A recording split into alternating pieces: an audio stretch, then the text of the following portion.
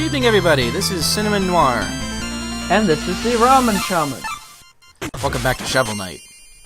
It's still July 4th. I don't know when the heck the other video on July 4th is going up, but this is the other one. You know, just in retrospect. And we're going to do the other most patriotic thing in the world besides basketball. Shoveling.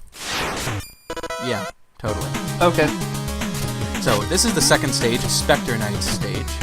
It is horror-themed. I don't know if you can tell by the giant, scary tree. Somehow still not as scary as the trees from The Wizard of Oz. Those things gave me nightmares. I made that joke earlier, actually. I'll show you how to get apples. So, in this one, using the drop... I don't know what it's called anymore. The drop attack to move forward is absolutely essential and definitely helps you get around. You may have noticed those little bushes. You have to shovel them in order to get them to move upwards, and then if you drop attack on them, you will jump up again. This was Fair. Cut myself off from this. So now I'm trying to lure this guy over here so he can get me up like a sort of stepping stone. But he just refuses. He just will not come over here. Come on. Okay, here's another one. Maybe one of these guys can be convinced to come over to where I am. There we go. No. Almost. Oh! Finally. Freaking long enough, sweetheart. These guys usually aren't too hard. Oh, by the way, did I mention sometimes in this game when you open up what looks like a roast turkey, it's actually a bomb? Yeah, I did notice that. Another fun thing, you can actually attack these guys with their own heads. The skulls will do damage if you're not going to do it. Here's another case where a drop attack can lead you to something nice. Only I don't know if this is entirely a nice thing. This ghost will chase you all around. You cannot kill these ghosts. You can only stun them. Which gets very upsetting later on when they enter the platforming segments. And you have to simultaneously dodge them and make your way around. Dodge or hit, I actually find it's better to hit them and get them out of the way for a little while than to try to avoid them. That's true of a lot of things in this game. Because while I like the platforming, it's nicely balanced, it can certainly be challenging. So here's our, not second, this is more like third type. But our special mini-boss for this second stage is a giant skeleton man who keeps collapsing into the ground like the ones from Link's Awakening. Interesting. But if you can finally defeat him, you get a turkey. I don't know why there's a fleshly turkey inside a skeleton man. I don't even know how that would work, whatever. Don't question it. I just really want an excuse to say fleshly turkey. It's not every day. Or how something palatable the turkey is at this point. No kidding. Well, all the rest of the turkey is in the wall. On the other hand, it has been kept in a nice little platter, so maybe that preserved its freshness and tenderness. Who knows? I don't think Shovel Knight actually cares on how good the turkey tastes. It's an interesting question, though, you know? I mean, does the taste of food have anything to do with its healing qualities in a video game? Why does food in video games heal stuff, and how could you make it heal more food?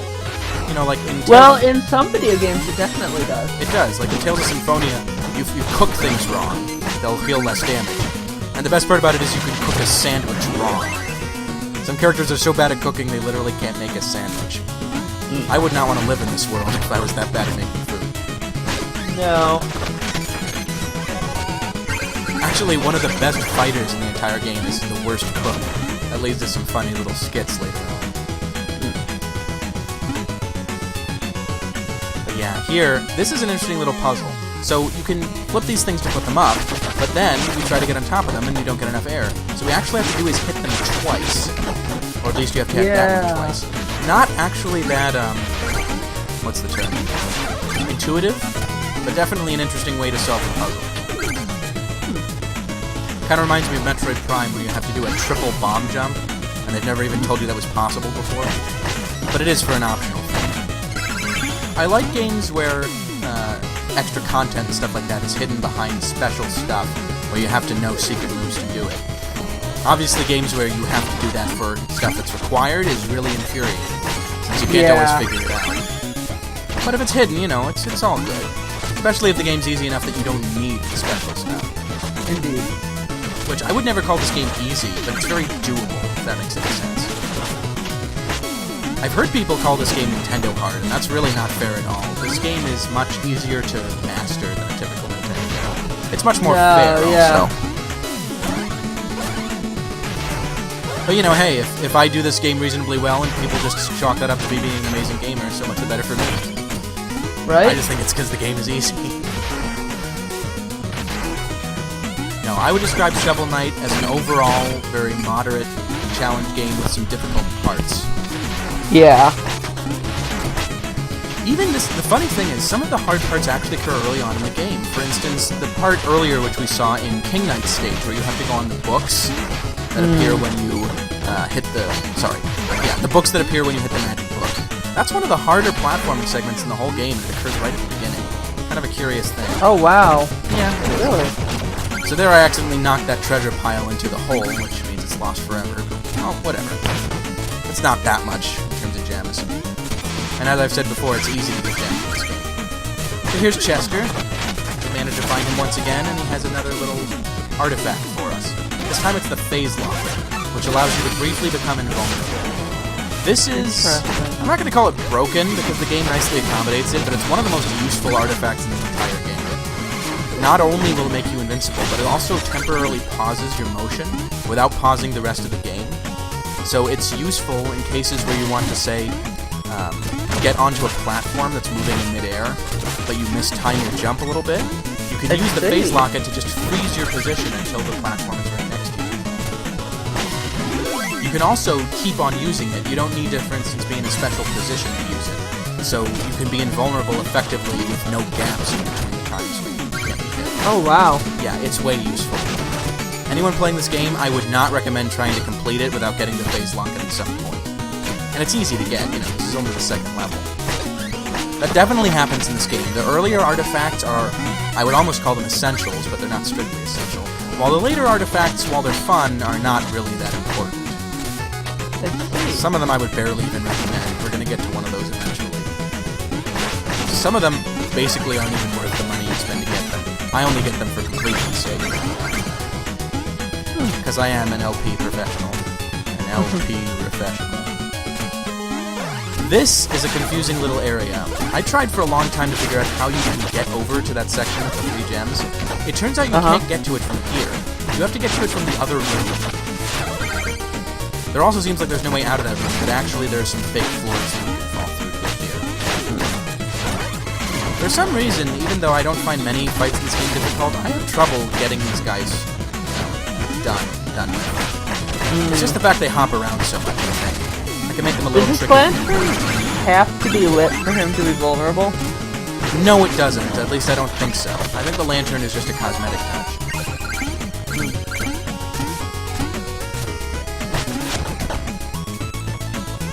Do not miss that little checkpoint. It's actually rather easy to just keep on going and miss it, and this is one of the hardest platforming segments in the whole level. Since the lights keep cutting out, and you have to remember exactly where you are. Another thing is that if you hit those little those little gravestones, you will summon a ghost, who makes things even harder. These guys are annoying. You really cannot expect to get on the platform without hurting them somehow, so you have to use the top jump to do that. There's more ghosts coming to ruin my fun.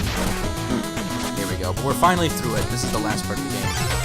This section actually has some interesting graphics, somewhat reminiscent of the first stage of Castlevania Bloodlines. Just to prove what a smug bastard I am, I completely destroy this checkpoint. So now I have to beat this boss in one shot. It's not too hard, though. Spectre Knight is a little bit predictable, as we can see. And of course, Spectre Knight is the Lord of Death, so he talks about Shield Knight, who supposedly is dead. So Spectre Knight is clearly inspired a little bit by Death from the Castlevania games. Funny that I just mentioned the style is inspired by Castlevania. He will fling his scythe around. He also does the thing that Death does in several of the Metroidvania games, where he will come right up to you and try to pull you into his scythe, so then he can do more damage. See here, this one. Overall, I gotta say, Spectre Knight is one of the less interesting knights in this game. There are other knights I like a lot more. Even King Knight, just because he's funny. Whereas Spectre Knight is one of the more serious characters. He doesn't really banter, he just, you know, He tells you you have no chance of winning. He's just a jerk, that's all it is. He's a big jerk. And soon he will be destroyed. There we go. When you destroy him, it rips off his cloak and reveals the skeletal figure he really is. You probably won't get this reference, but he seems like a less edgy version of Reaper from Overwatch. Yeah, possibly. He also reminds me of some characters from Metroid Prime Hunters, but that's a story for another day. Let's just watch Shovel Knight as he goes to sleep here. That's not creepy at all. Oh. So, since we have completed another major arc of the story, I kind of chopped this up oddly, you know, but anyway, we have another dream in which we try to rescue Shovel Knight. Shield Knight. Shield Knight. We are Shovel Knight. Boy, that'd be kind of trippy, wouldn't it? Anyway. Yeah. No, it seems we're destined to fail here. Every time we try to pick her up, the screen goes blank and everything disappears. I like how they give him a special animation when he jumps in this section, so it looks like he's reaching out for her. More bad dreams. But oh well. You know what always cheers me up after a bad dream? Some good food. So let's get another meal from the gastronomer.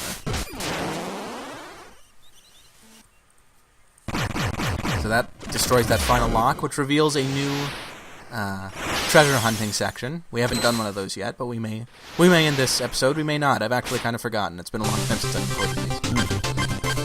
There is also a little gem section here in King Knight stage. These things will appear periodically. They are actually separate levels. They just use the design elements of the levels they're based on. So this one has a little jumping around. Actually much easier than the platforming in the level it's based on, which is a little strange. But I guess they didn't want you to be too freaked out that it's relatively simple stuff. So the best way to get this stuff, in my opinion, is to go forward here and take care of this stuff if you can. Then destroy this block, preferably a little faster than I'm doing it, and go back to dig up these piles. If you do it fast enough, you can get both of them. I only managed to get the one, which is shameful. But, you know, I already have plenty of money, I can just... Yeah. You're making it pretty obvious that you don't have to get every traffic gold in this game. Oh, not even close.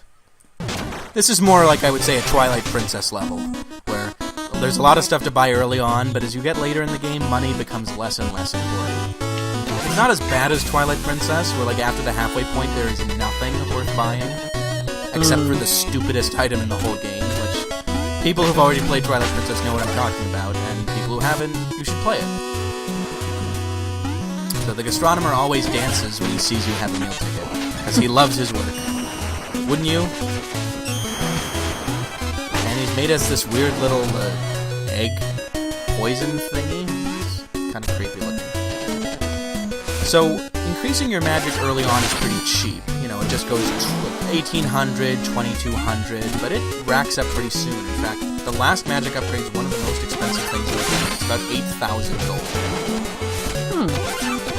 I don't know what made me think I could afford this, but whatever. You know, there's only one thing to do. Oh, first we gotta talk to this lady, because she promised to give us her greatest treasure if we defeated Spectre Knight. And her greatest treasure is... dance! Seriously, this is the only reward you get. It's pretty nice, though. Shows off the lovely animation that people at Yacht Club games are able to do. This would not have been possible in 8-bit systems, just so people know. I mean, even taking out the color stuff and the detailed nature of the sprites, even this animation would not have been possible. Even 16-bit would have trouble, wouldn't it? It definitely would have. I don't know why I talked to this woman again. I'm just letting myself in for more pain. We can at least watch the deposed king clapping, which is somewhat funny. And this lady waving what might be a handkerchief. At least I hope it's a handkerchief. It's not like a Beatles concert or Elvis Presley or anything, so I'm sure it's just a handkerchief. However, with that new music sheet we just got, we can now get more money and get that newest item upgrade. Funny how things work out.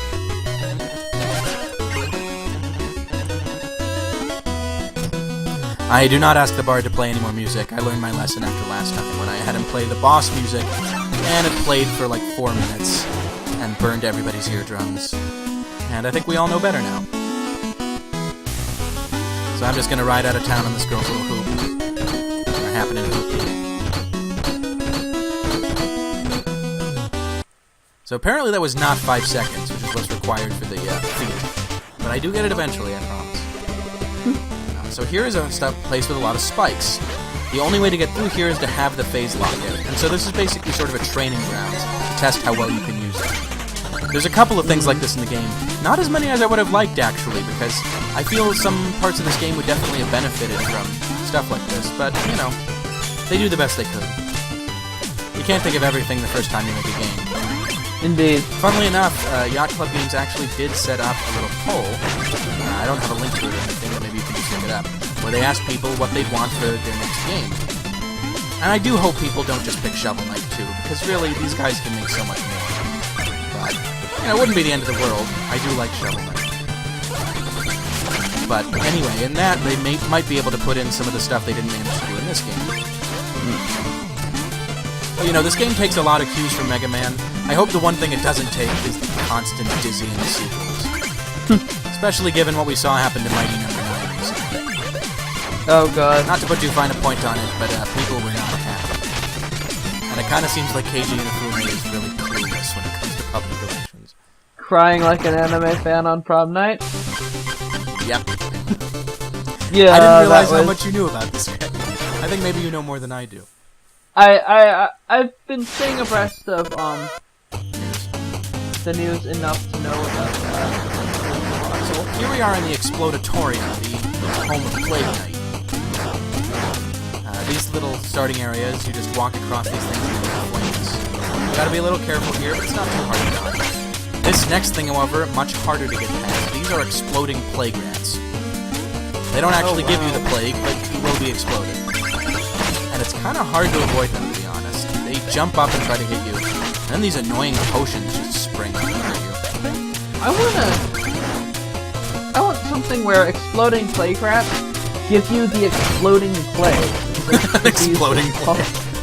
Causes those afflicted to explode. Detonate spontaneously.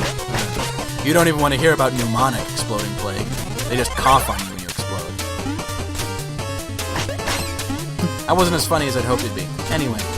Oh well. So this little section teaches you about how to use exploding plague rats to your advantage, which I think is also the title of the Dale Carnegie book.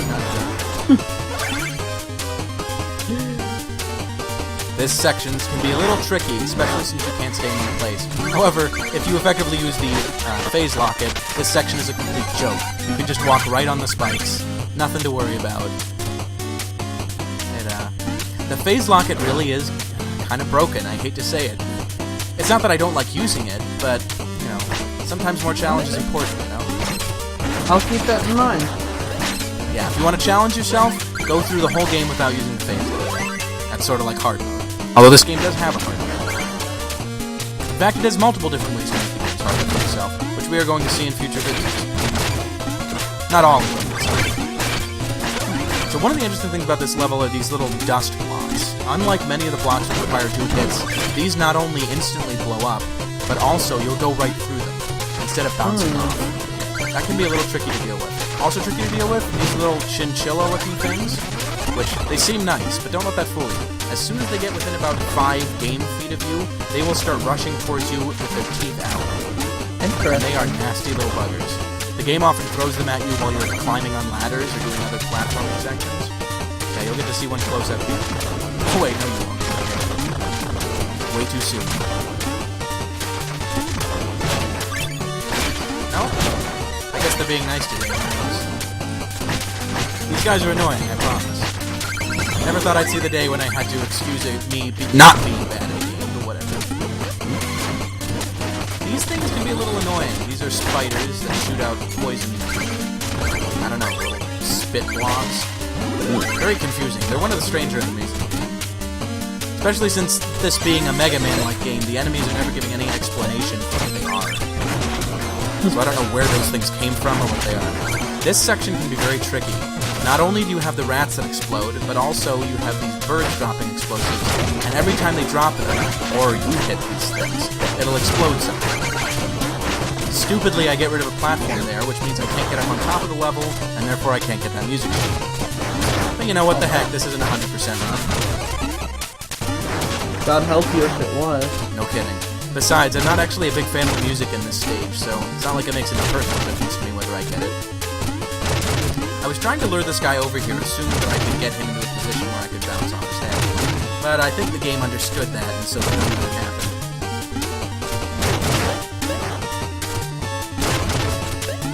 I think finally I wind up and just decide to destroy this guy. This is actually a pretty nice level for money grinding, if you're willing to get through it. It's one of the tougher levels in the platform, because those little guys will give you 200 gold every time you kill one. Oh wow. For a basic enemy, it's one of the more richly rewarded ones in the game. This is the mini-boss of this level. He is a little magician assistant, but he also uses a special potion to turn himself into this monstrosity, Mr. Yeti. Luckily, if you have a good sense of pattern recognition, you can bounce off his head multiple times. The tough thing is, though, that he speeds up every time you hit him. It throws off your rhythm a little bit. I hate bosses like that. Well, it's a clever way to add difficulty, but it is a little frustrating.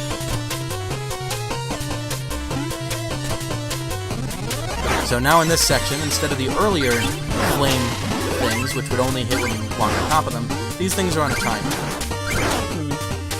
This can be a little tricky. It's actually kind of easy to fall off here, especially when this ass shows up. This guy not only, like the other knights, can try to block your attacks, but he'll also try to jump on top of you.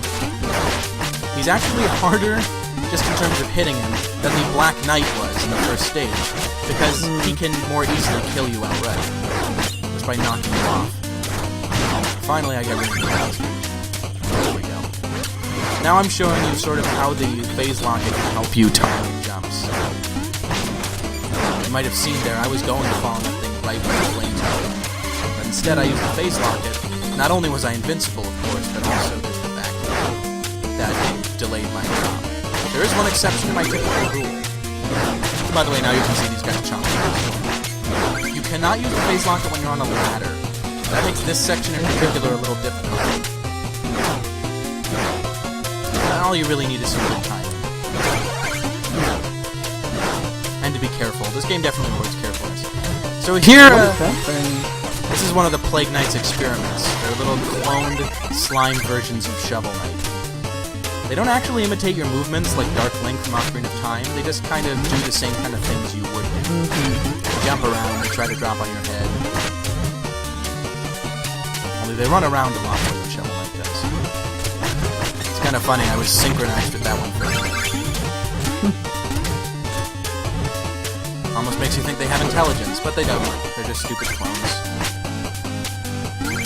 Yeah, so these guys will actually knock holes in here to try to get to you. You can trick these ones into killing themselves, which is always fun. And then that guy tricked me into falling off, which is not fun. At all.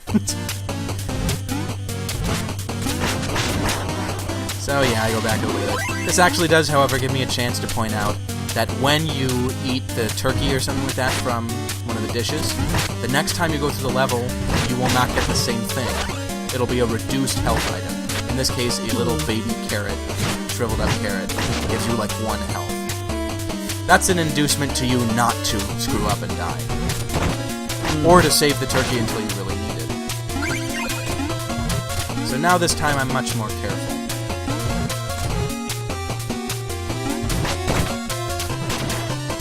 I'm ready for you. Come on. Show yourself.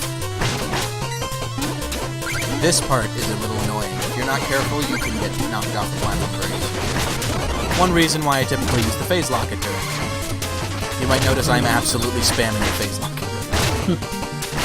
But heck, the game gave it to me, and it gave me enough money to buy all the upgrades, so... Indeed. I don't even go down that much. I had forgotten just how many magic upgrades this game gives you. It's very difficult to run out, actually. At least, it wouldn't be difficult if you had only the basic 30, but once you get a few in you, it's easy. The Plague Knight wants us to leave him alone, but we can't leave him alone. We have to destroy all the members of the Order of No Quarter. So here's Plague Knight. He, just like his stage, is surprisingly difficult. He's actually one of the toughest bosses to kill in the whole game. He doesn't tend to do a lot of damage to you, but he bounces around so much. Had you gotten to this guy the time you were playing? Oh God, no. Oh, okay. I didn't know. He's like a hamster on amphetamine. Yes. No, that's not even. He's like a He's He's like a jackrabbit on amphetamine. Just jumping. He's like a jackalope on amphetamine. Or Daffy Duck. Another fun. Anyway, I definitely find the down stab works kind of well here, although if you get up close to him, hitting him with regular attacks works a little better. But he does absolutely freak out. The other thing about him is he keeps producing these little jars, which if they get hit by any good potions will explode, causing massive damage. They also can set each other off. Basically, he can cause a lot of damage quickly. You might notice I'm already at 2.5 hearts, which is lower than any boss so far has managed to get. This guy's a tough cook. But he can't escape forever. Oddly enough, when you beat him, he just disappears. Which is weird. Most bosses in this game leave behind... yeah. I mean, they're not bodies. They're not dead. But you leave them sort of comatose. So now Shovel Knight takes another well-deserved rest. There actually is a reason why Plague Knight in particular does not stay behind, and you will see that in later videos. I'm sure some of you viewers out there already know why that is, but don't spoil it, please. I would say don't spoil it in the comments, but no one leaves any comments on these videos, so that's not a problem. And now, before we leave for good, we're going to deal with one last little matter, which is this guy. This is the first of the Wandering Warriors, which are a series of 4 characters who come across your path, sort of like the Hammer Brothers in Super Mario Bros. 3, and you have to defeat them. I see. All of these characters are actually created as a result of Kickstarter people. People who funded at a certain level got to be designers for a day, and they all designed one of these characters. These characters range from interesting and actually kind of clever to this one, who I don't like at all. He's actually kind of boring. He just has an anime cowlick, and he throws boomerangs around. His name is Breeze. There are 2 others, however, that I like a lot, particularly Baz, you will see. Although Baz is not my favorite, actually. My favorite is one that I have to wait on, just because he is so magical. So, Raze can be a little tricky, though. He jukes around a lot, and once you get off half of his health, he starts to summon these fireballs to protect him. Each one can be destroyed by a single shot. But, he's a little bit tricky. But they do balance it nicely. Raze is not too difficult for this section of the game. Anyone who's defeated Plague Knight can definitely get through him without too much trouble. Okay, I can imagine. This is actually kind of an interesting one. This guy thought we were trying to hurt the villagers, so he thinks he's the good guy. But as Shovel Knight points out here, we're both fighting a common enemy. So why on earth would we fight? After you've beaten his ass. Exactly. That's Shovel Knight's creed. Kick their ass and then say, why are we fighting? Which, you know, it works. I mean, really, when you think about it, he's proven that they shouldn't be fighting. Just kick the other guy's ass. So here we are at the Armor Outpost. This is basically the second village of the game. We are going to see more of the Armor Outpost next time. Here I'm just showing it off a little bit. Here's the other Toad, the guy where instead of him telling you jokes, you tell him jokes. Oh my god. That is the worst joke I've ever heard. Yeah, Shovel Knight is not the best jokester in the entire world. Here's the Armor and Weapons shop. This can be very useful in your game, although I don't actually like much of the armor and weapons. I mostly just like this armor because it means you lose half as much of your life when you die. That's useful. And here I'm also going to buy the Charge Handle. With this you can charge up to do a more powerful attack. Not as useful in this game as you might think, actually, especially since the drop attack is so useful, and you don't even really need to use that. I wish the money loss reduction was just an item called life insurance policy. That'd be pretty clever. Oh well. Why don't you contact Yacht Club Games, Greg? You could work for him. Just like I'm gonna work for Ubisoft. When Totally. pigs fly. Anyway, have a good evening, everybody. Did you mean to reference the jet boots, or was that accidental? I don't even know what you're talking about now, so definitely not. Oh. Oh. Good night, everybody.